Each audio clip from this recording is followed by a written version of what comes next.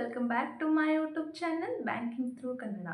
ಈ ವಿಡಿಯೋನ ನಾವು ರಿಸರ್ವ್ ಲಿಸ್ಟ್ ಅಲ್ಲಿ ಯಾರು ಸೆಲೆಕ್ಟ್ ಆಗಿದ್ದೀರಲ್ಲ, ಮೊನ್ನೆ ಬಂದಂಥ RRB PO and RRB clerk ರಿಸಲ್ಟಲ್ಲಿ ನೀವು ಯಾರ್ಯಾರು ರಿಸರ್ವ್ ಲಿಸ್ಟಲ್ಲಿ ಸೆಲೆಕ್ಟ್ ಆಗಿದ್ದೀರಾ ಅವ್ರ ಬಗ್ಗೆನೇ ಈ ವಿಡಿಯೋದಲ್ಲಿ ನಾನು ಮಾತಾಡ್ತೀನಿ. ಓಕೆ, ಇವಾಗ ನೀವು ಯಾರು ರಿಸರ್ವ್ ಲಿಸ್ಟಲ್ಲಿದ್ದೀರೋ ಅವರಲ್ಲಿ ಎಲ್ಲರೂ ಆಲ್ಮೋಸ್ಟ್ ಎಲ್ಲರೂ ಫಸ್ಟ್ ಟೈಮಲ್ಲಿ ಈ ರಿಸರ್ವ್ ಲಿಸ್ಟಲ್ಲಿ ಬಂದಿರ್ತಾರೆ. ಓಕೆ, ಸೊ ಇದು ನಿಮಗೆ ಅಷ್ಟೊಂದು ಕ್ಲಾರಿಟಿ ಇರಲ್ಲ, ಏನಿದು ರಿಸರ್ವ್ ಲಿಸ್ಟು, ನಾನು ಸೆಲೆಕ್ಟ್ ಆಗಿದ್ದೀನಿ ಅಂತ ಅರ್ಥನಾ ಅಥವಾ ಸೆಲೆಕ್ಟ್ ಆಗಿಲ್ವಾ ಏನು, ಆ ಥರ ಕನ್ಫ್ಯೂಷನಲ್ಲಿ ಇರ್ತೀರ. ಆ್ಯಂಡ್ ಹೇಗೆ ಅಂದರೆ ನೀವೇನು ನಿಮ್ಮ ಒಂದು ಸೆಂಟೆನ್ಸ್ ಓದಿರ್ತೀರ ಸ್ಟೇಟ್ಮೆಂಟಲ್ಲಿ, you are under reserve list ಅಥವಾ ಏನೋ ಒಂದು ಲೈನ್ ಬರೆದಿರ್ತಾರಲ್ವ. ಸೊ ಫರ್ದರ್ ಮೋರ್ ವೇಕೆನ್ಸೀಸ್ ಇತ್ತು ಅಂದರೆ ನಿಮ್ಮನ್ನ ಅಲ್ಲಿ ಚಾನ್ಸ್ ಇತ್ತು ಅಂದರೆ ನಿಮ್ಮನ್ನ ತಗೋತೀವಿ ಅನ್ನೋ ಥರ ಒಂದು ಲೈನ್ ಬರೆದಿರ್ತಾರೆ. ಓಕೆ, ಆ್ಯಂಡ್ ಇನ್ನೊಂದು ವಿಷಯ ಏನಂದರೆ ಅವರು ಎಲ್ಲೂ ಕೂಡ ನಿಮ್ಮ ಮಾರ್ಕ್ ಶೀಟ್ ಕೆಳಗಡೆ ಆಗಿರ್ಬೋದು ಎಲ್ಲೂ ಕೂಡ 100% ಯು ವಿಲ್ ಬಿ ರಿಕ್ರೂಟೆಡ್ ಅಂತ ಏನು ತೊಗೊಂಡಿಲ್ಲ. ಓಕೆ, ಏನು ಬರೆದಿಲ್ಲ, ಅಲ್ಲಿ ಯಾವುದೇ ಸ್ಟೇಟ್ಮೆಂಟ್ ಇಲ್ಲ, 100% ಗ್ಯಾರಂಟಿ ಅನ್ನೋ ಯಾವುದೇ ಒಂದು ವರ್ಡಲ್ಲಿ ಮೆನ್ಷನ್ ಆಗಿಲ್ಲ. ಓಕೆ, ಸೊ ನಾನೇನು ಹೇಳ್ತಿದ್ದೀನಿ ಅಂದರೆ ಇಟ್ ಈಸ್ ನಾಟ್ 100% ಟ್ರೂ ಅನ್ನೋಕ್ಕಿಂತ ಹಾಗೇ ಆಗುತ್ತೆ ಅನ್ನೋ, ಖಂಡಿತ ಹಾಗೆ ಆಗುತ್ತೆ ಅಂತ 100% ನಾವಿಲ್ಲಿ ಹೇಳೋಕ್ಕಾಗಲ್ಲ. ಓಕೆ, ಅದಕ್ಕೂ ಮುಂಚೆ ನಿಮಗೊಂದು ಸ್ಟೋರಿ ಹೇಳ್ತೀನಿ. ಸ್ಟೋರಿ ಅಂದರೆ 2023ರಲ್ಲಿ ನಾನು ಕೂಡ ರಿಸರ್ವ್ ಲಿಸ್ಟಲ್ಲೇ ಇದ್ದೆ, RRB PO ಅಲ್ಲಿ. ಸೊ ನನ್ನ ಜೊತೆ ಹೆಂಗಾಗಿತ್ತು ಅದು ರಿಸರ್ವ್ ಲಿಸ್ಟ್ ಕತೆ ಅಂತ ನಿಮ್ಗೆ ಹೇಳ್ತೀನಿ. ಆಲ್ಮೋಸ್ಟು ಹಳೆ ವ್ಯೂವರ್ಸ್ ಆಗಿದ್ರೆ ನಿಮಗೆಲ್ಲ ಗೊತ್ತಿರುತ್ತೆ, ಬಟ್ ಯಾರು ಈ ಹೊಸ ಬ್ಯಾಚ್ ಬಂದಿದ್ದೀರಾ ನಿಮಗೆ ಗೊತ್ತಿರಲ್ಲ. ಸೊ ಅದಕ್ಕೋಸ್ಕರ ನಾನು ಹೇಳ್ತಿದ್ದೀನಿ. ಆ್ಯಂಡ್ ನಾನು ರಿಸರ್ವ್ ಲಿಸ್ಟ್ ಮೇಲೆ ಆಲ್ರೆಡಿ ಒಂದು 3-4 ವಿಡಿಯೋ ಅಂತೂ ಮಾಡಿದ್ದೀನಿ ಅಂತ ಅನಿಸುತ್ತೆ. ನೀವು ಅದನ್ನೆಲ್ಲ ನೋಡಿದರೆ ಇದು ನಿಮಗೆ ಆಲ್ಮೋಸ್ಟ್ ಕಾಮನ್ ವಿಡಿಯೋ ಆಗಿರುತ್ತೆ. ಬಟ್ ಇವೊಂದು ನಾನು ಮತ್ತೆ ಹೇಳ್ತಿದ್ದೀನಿ. 2023 ಜನವರಿ 1ಗೆ ರಿಸಲ್ಟ್ ಚೆಕ್ ಮಾಡಿಕೊಂಡೆ, ನಂದಲ್ಲಿ ಬಂತು ರಿಸರ್ವ್ ಲಿಸ್ಟಲ್ಲಿ ಇದ್ದೀರಾ ನೀವು ಅಂತ, RRB PO. ಓಕೆ, ಸೊ ಹಂಗೆ ಬಂತು, ನಾನು ಫುಲ್ ಖುಷಿ ಆಗಿಬಿಟ್ಟಿದ್ದೆ. ಯಾಕೆಂದರೆ ರಿಸರ್ವ್ ಲಿಸ್ಟಲ್ಲಿ ಇದ್ದೀನಿ ಅಂದರೆ ಆಲ್ಮೋಸ್ಟ್ ನಾನು ಸೆಲೆಕ್ಟ್ ಆದಂಗೆ. ಬಟ್ ಸ್ವಲ್ಪ ಟೈಮ್ ಲೇಟ್ ಆಗುತ್ತೆ ನಂದು. ಯಾರ್ಯಾರು ಜನವರಿ 1 ಸೆಲೆಕ್ಟ್ ಆಗಿದ್ದಾರೋ ಅವ್ರದ್ದು ಜಾಯ್ನಿಂಗ್ ಏನಾಗುತ್ತೆ, ನಂದು ಒಂಚೂರು ಲೇಟ್ ಆಗುತ್ತೆ. ಮೇ ಬಿ 2 months 3 months ಹಂಗೆ ಲೇಟ್ ಆಗ್ಬೋದು. ಬಟ್ ನಾನು ಸೆಲೆಕ್ಟ್ ಆಗಿದ್ದೀನಿ ಅಂತ. ಬಟ್ ನಾನು ಹಂಗೆ ಅನ್ಕೊಳಕ್ಕೂ ಒಂದು ರೀಸನ್ ಇದೆ. ಏನಂದರೆ ನನಗೆ ಯಾರು ಗೊತ್ತಿದ್ರು RRBಯಲ್ಲಿ ಜಾಯ್ನ್ ಆದವರು, ಅವರಿಗೆಲ್ಲ 1-2-3 ಇದ್ರು ನನಗೆ ಗೊತ್ತಿರೋರು. ಒಬ್ಬರು ಜೂನಿಯರು ಇದ್ದರು, ಒಬ್ಬರು ಸೀನಿಯರು ಇದ್ದರು. ಸೊ ಅವ್ರಿಗೆ ನಾನು ಕೇಳಿದ್ದೆ, ರಿಸರ್ವ್ ಲಿಸ್ಟಲ್ಲಿ ಇದ್ದೀನಿ, ಏನು ಹಿಂಗಂದರೆ ಅಂತ. ಸೊ ಅವ್ರು ಹೇಳಿದ್ರು, ಓ ಕಂಗ್ರ್ಯಾಚುಲೇಷನ್ಸ್, ಆಫೀಸರ್ ಆಗೇ ಬಿಟ್ಟೆ ಅಂತ. ಸೊ ನಾನು ತುಂಬಾ ಖುಷಿ ಆಗಿಬಿಟ್ಟಿದ್ದೆ. ಆ್ಯಂಡ್ ಇನ್ನೂ ನಾನು ಮನೇಲಿ ಹೇಳಿರಲಿಲ್ಲ ಆ ರಿಸಲ್ಟನ್ನು, ರಿಸರ್ವ್ ಲಿಸ್ಟಲ್ಲಿ ಇರೋದನ್ನು. ಆ್ಯಂಡ್ ನಾನು ಅವ್ರಿಗೆ ಕೇಳಿದೆ, ಹಂಗಿದ್ರೆ ನಾನು ಪಕ್ಕ ಸೆಲೆಕ್ಟ್ ಆದಂಗೆ ಅಲ್ವಾ ಆಲ್ಮೋಸ್ಟ್ ಅಂದರೆ, ಹಾಂ ಆರಾಮಾಗೆ ನೀನು ಮನೇಲಿ ಹೇಳ್ಬೋದು, ನೀನು ಸೆಲೆಕ್ಟ್ ಆದಂಗೆ, ಒಂಚೂರು ಕಾಯಿ, ರಿಸರ್ವ್ ಲಿಸ್ಟ್ ಬಂದಾಗ ರಿಸಲ್ಟ್ ಬಂದಾಗ ಫಸ್ಟ್ ಸೆಕೆಂಡ್ ರೌಂಡ್ ಈ ಥರ ಬಿಡ್ತಾರೆ, ಆಗುತ್ತೆ, ಆವಾಗ ನೀನು ಜಾಯ್ನಿಂಗ್ ಆಗ್ಬೋದು ಅಂತ.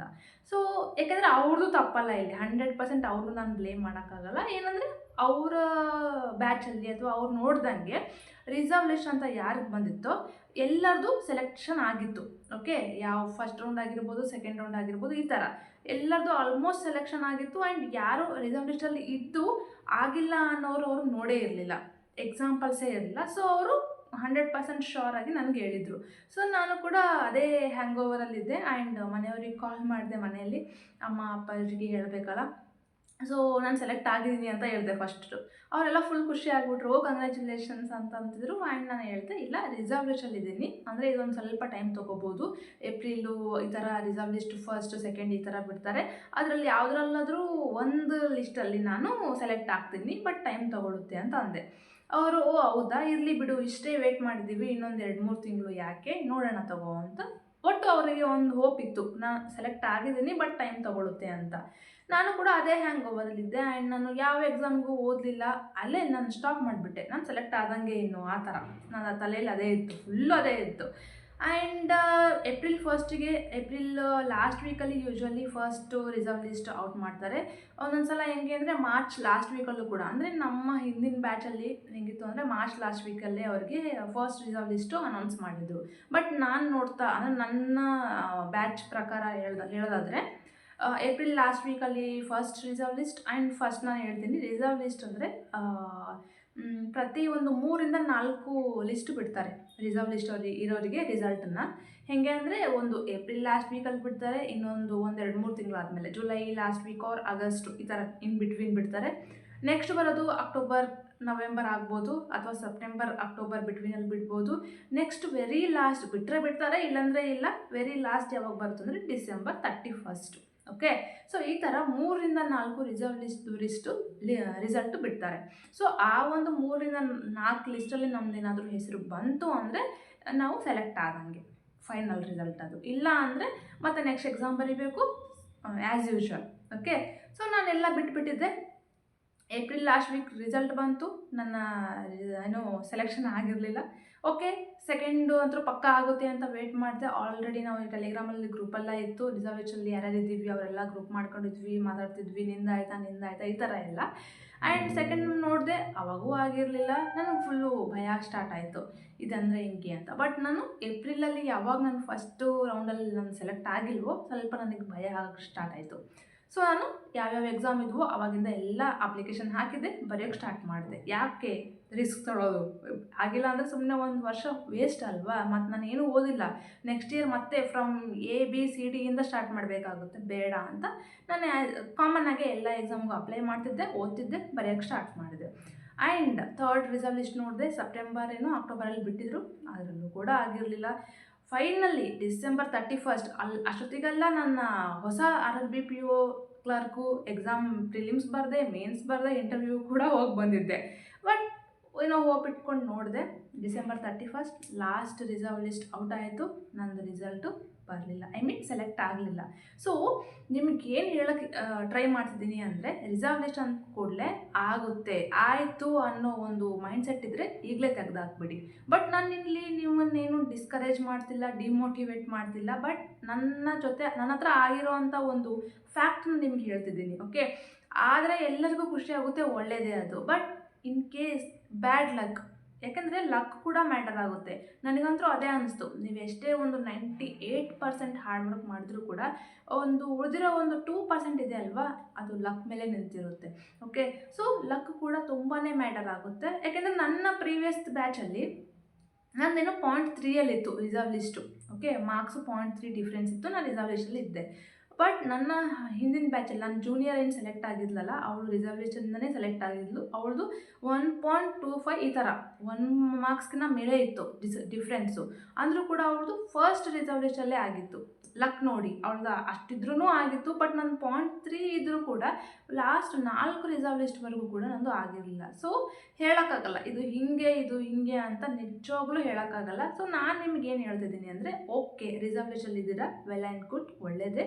ಆಗೋ ಚಾನ್ಸಸ್ ತುಂಬಾ ಇದ್ದಾವೆ, ಹಂಗಂತ ಆಗುತ್ತೆ ಅನ್ನೋ 100% ಗ್ಯಾರಂಟಿ ಯಾರೂ ಕೊಡಲ್ಲ. ಆದಾಗೆ ನೀವು ಗೊತ್ತಾಗುತ್ತೆ ಓಕೆ ಆಗಿದ್ದೀನಿ ಅಂತ. ಬಟ್ ಅಲ್ಲಿವರೆಗೂ ಬೇರೆ ಯಾವ ಎಕ್ಸಾಮ್ ಇದ್ದಾವೆ ಅದೇ ಥರನೇ ಕೂಲ್ ಆ್ಯಂಡ್ ಕಾಮಾಗಿ ಪೇಷನ್ಸಿಂದ ಚೆನ್ನಾಗಿ ಓದ್ಕೊಳ್ಳಿ. ಎಲ್ಲ ಉಳಿದಿರೋ ಎಕ್ಸಾಮ್ಗಳ ಮೇಲೆ ಫೋಕಸ್ ಮಾಡಿ ಚೆನ್ನಾಗಿ ಬರೀರಿ. ಓಕೆ, ನಿಮ್ಮದು ಯಾವುದೇ ಕೆಟಗರಿ ಆಗಿರ್ಬೋದು, ಎಷ್ಟೇ ಮಾರ್ಕ್ಸು 0.1 0.002 ಎಷ್ಟೇ ಡಿಫ್ರೆನ್ಸ್ ಇರಲಿ, ಅದು ಬರುತ್ತೆ ಅನ್ನೋ ಗ್ಯಾರಂಟಿ ಹೆಂಗೆ ಕೊಡೋಕ್ಕಾಗುತ್ತೆ ಅಲ್ವಾ?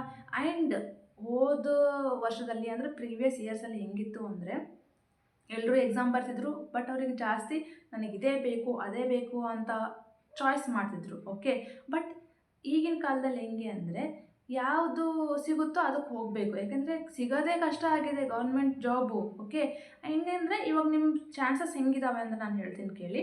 ರಿಸರ್ವ್ ಲಿಸ್ಟಲ್ಲಿ ಇದ್ದೀರಾ ಅಂತಂದರೆ, ಈಗ RRB PO ಆ್ಯಂಡ್ ಕ್ಲರ್ಕ್ ಎರಡನ್ನೂ ಬರೆದಿರ್ತಾರೆ ಎಲ್ಲರೂ ಆಲ್ಮೋಸ್ಟ್ ಯೂಶ್ವಲ್ ಆಗಿ. ಸೊ ಅವ್ರದ್ದು RRB PO ಆಗಿರುತ್ತೆ, ಕ್ಲರ್ಕು ಕೂಡ ಎಷ್ಟೊಂದು ಜನದಾಗಿರುತ್ತೆ. ಅವ್ರು ಕ್ಲರ್ಕ್ನ ಬಿಡ್ತಾರೆ, POಗೆ ಹೋಗ್ತಾರೆ. ಸೊ ಆ ಕ್ಲರ್ಕಿಂದು ಏನು ರಿಸರ್ವ್ ಲಿಸ್ಟು ನೀವು ಇರ್ತೀರಲ್ಲ, ಅವ್ರು ಬಿಟ್ಟಿರೋಂಥದ್ದು ಸೀಟು ನಿಮಗೆ ಸಿಗುತ್ತೆ. ಸೊ ಇಲ್ಲಿ ನಾನು 100% ಏನು ಹೇಳ್ತೀನಿ ಅಂದರೆ, RRB ಕ್ಲರ್ಕಲ್ಲಿ ಯಾರು ರಿಸರ್ವ್ ಲಿಸ್ಟಲ್ಲಿ ಇದ್ದೀರಾ ಆಲ್ಮೋಸ್ಟ್ ನಿಮ್ಮದು ಆದಂಗೆನೇ, ಅಂದರೆ ಚಾನ್ಸಸ್ ತುಂಬ ಇದ್ದಾವೆ ನಿಮಗೆ ಸಿಗೋದು. ಅದೇ RRB PO ರಿಸರ್ವ್ ಲಿಸ್ಟಲ್ಲಿ ಯಾರಿದ್ದೀರಾ ಸ್ವಲ್ಪ ಕಮ್ಮಿ. ನಾನು ಯಾಕೆ ಹಿಂಗೆ ಹೇಳ್ತಿದ್ದೀನಿ ಅಂದರೆ, ಈಗಿನ ಹಂಗಿದೆ ಈಗಿನ ದಿನದಲ್ಲಿ. ಸಿಕ್ಕರೆ ಸಾಕಪ್ಪ ಅನ್ನೋಂಗಾಗಿದೆ ಈಗ government job. So RRB PO ಆದರೂ ಕೂಡ ಅವರು ಹೋಗ್ಬಿಡ್ತಾರೆ, ತಗೊಳ್ತಾರೆ ಸೀಟನ್ನು, ಅವ್ರು ಅದನ್ನು ಬಿಟ್ಕೊಡಲ್ಲ. ಲಾಸ್ಟ್ ಹೆಂಗಿತ್ತು ಅಂದರೆ RRB PO ಆದರೂ ಕೂಡ ಅವರು next IBPS PO, IBPS SO, SBI PO, SBI ಕ್ಲರ್ಕಿಗೋಸ್ಕರ ವೆಯ್ಟ್ ಮಾಡ್ತಿದ್ರು ಆ್ಯಂಡ್ ಅದನ್ನು ಹೋಲ್ಡಲ್ಲಿ ಇಡ್ತಿದ್ರು. ಸೊ ದಟ್ ಅವರ ಒಂದು ಸೀಟು ಇನ್ನೊಬ್ರಿಗೆ ಸಿಗ್ತಿತ್ತು. ಬಟ್ ಇವಾಗ ಹಾಗಲ್ಲ, RRB ಅಂದ್ರೂ ತುಂಬ ಕೆಳಮಟ್ಟದಲ್ಲಿ ನೋಡೋದಲ್ಲ, ಅದನ್ನೂ ಒಂದು ದೊಡ್ಡ ಜಾಬೇ. ಈಗ RRB PO ಆದರೆ ನೀವು ಅಂದರೆ 70,000 ಇನ್ ಹ್ಯಾಂಡ್ ಸ್ಯಾಲ್ರಿ ಸಿಗುತ್ತೆ ನಿಮಗೆ. ಗ್ರಾಸ್ ಸ್ಯಾಲ್ರಿ ಅರೌಂಡ್ 80,000 ಇದೆ ಆ್ಯಂಡ್ ಎಲ್ಲ ಕಟ್ಟಾಗಿ ನಿಮಗೆ ಇನ್ ಹ್ಯಾಂಡ್ 70,000 ಬರುತ್ತೆ. ಮತ್ತು ನಾನು ಅಲೋವೆನ್ಸಸ್ ಎಲ್ಲ ಬಿಟ್ಟು ಹೇಳ್ತಿದ್ದೀನಿ, ಓಕೆ. ಸೊ ಒಂದು 70,000 ರಿಂದ 72,000 ನಿಮ್ಮ ಕೈಯಲ್ಲಿ ಸಿಗುತ್ತೆ.